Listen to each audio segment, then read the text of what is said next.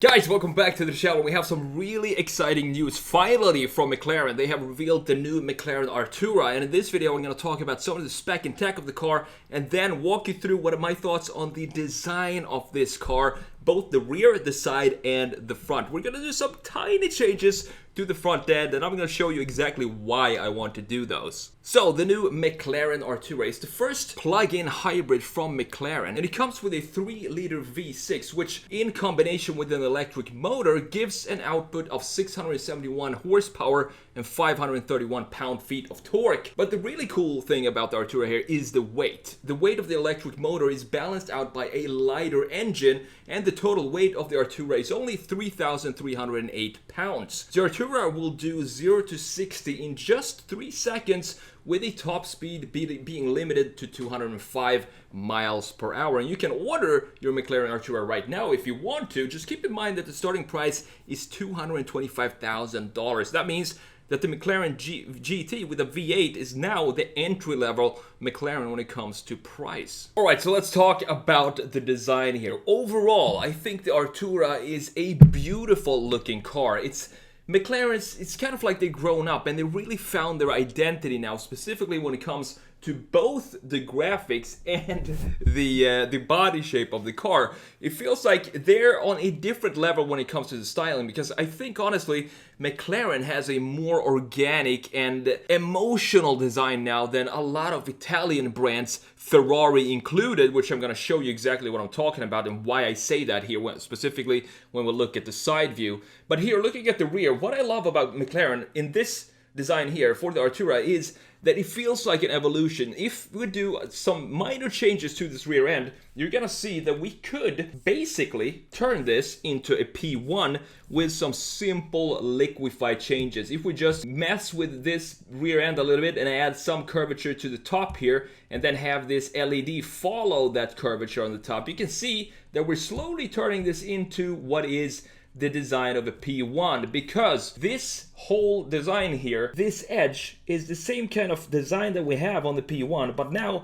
it's been flattened, so it's lower. It feels lower than the P1, even though it probably isn't lower than the P1 in the rear, because when the P1 we have this part right here stretching down further down this way and then goes back up to the rear end there. But what I'm trying to get at here is they've nailed the identity. You can immediately tell that this is a McLaren just by giving it a quick look. And what I also like about this rear end is that from, for example, the 570S, I'm not a huge fan of the rear lights of the 570S because they look like happy eyes of some anime character. That's what I always think about when I see the rear end of the 570S. It's not a bad looking car, but the graphics in the rear is kind of a little bit too comical for my taste, specifically when it comes to a sports car like the 570S. And here, in case you didn't know, I like when they simplify things, not just in the graphic, but in the overall proportions and the design and styling of the car.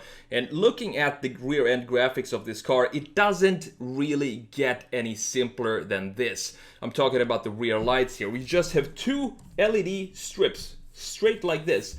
You don't even have what is the main trend since 2 years back. It's not even connecting anything like this. Even though now that I make it like that, it kind of looks cool. Maybe it could work.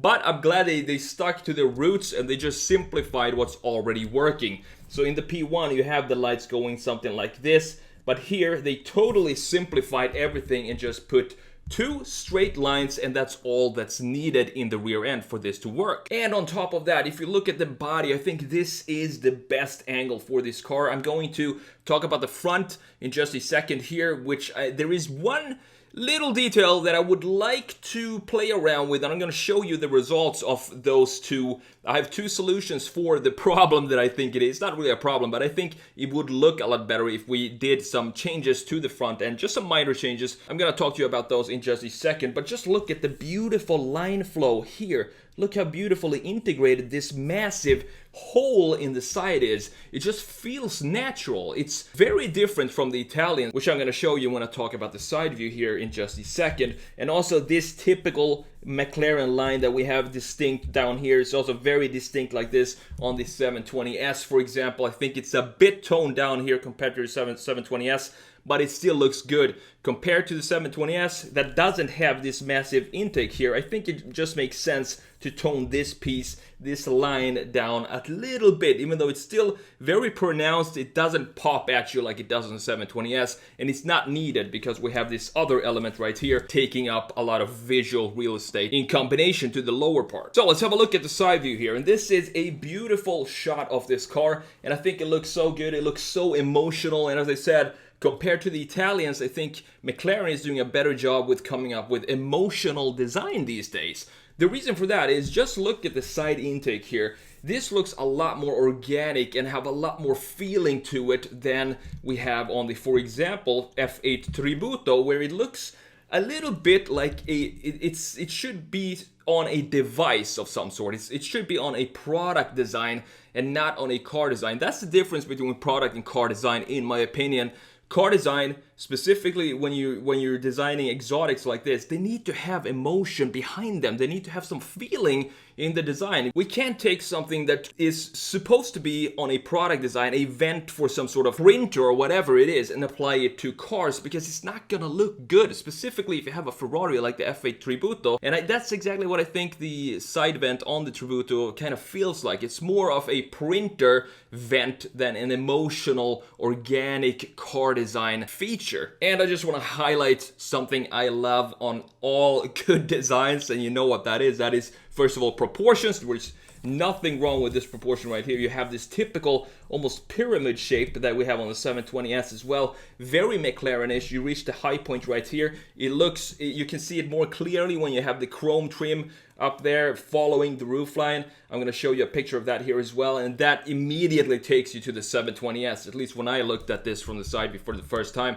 I thought they straight up copied the roofline from the 720S and pasted it onto this Artura right here. So first of all, proportions, which looks great here, and then second that makes a good design is, of course, the line flow. So look at this here. We have this beautiful intake right here. Another thing I love about the intake is the difference in the chamfer width. This creates a movement without you thinking about it. Just imagine if we were to have this be the same diameter or the same thickness of the chamfer. We have different thicknesses and width of the chamfer, which creates a nice, almost like a brush stroke going forward.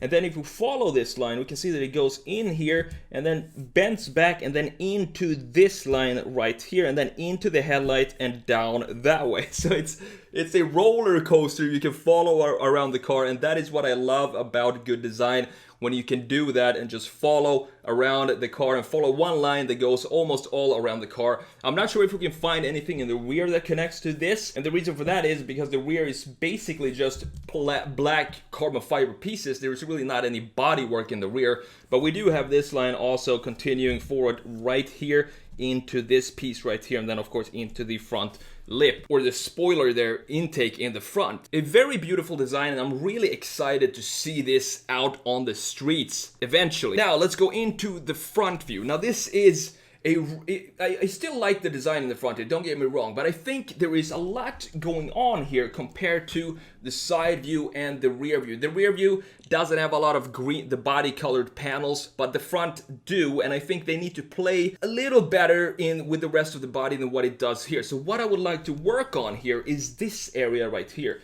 You see these curvatures here? It just feels too irregular. This specific piece right here, it feels like it doesn't really know what it wants to do. So what I want to do is just experiment with this and try to I want to have the green extend maybe here, and then maybe connect up here, something like this. That is one solution. Of course, we're gonna have to do that on both sides. And the second solution is, I want to try and see if we can keep it more like the designers intended. So more like the design that we have right here, and just change a little tiny change. It's gonna take me about 10 seconds to change, and that is creating this line right here and remove this curvature, this S curvature right here. As you can see right here, I want to remove that. So what I want to do, just create a curvature, a line that goes like this, just straight line to this point in the middle, and then straight here to the middle. So we have this green part is going to be removed and be replaced with the black carbon fibers, probably that is this piece right here, that material right there. I think that's gonna just bring everything together more in a nicer way, and not create so much, too much confusion, for me at least, in the front end. Just clean it up and just polish it up a little bit. And then we have this curvature right here. This is another S curve, but I can understand why they did this one, because this is the curvature that continues into the side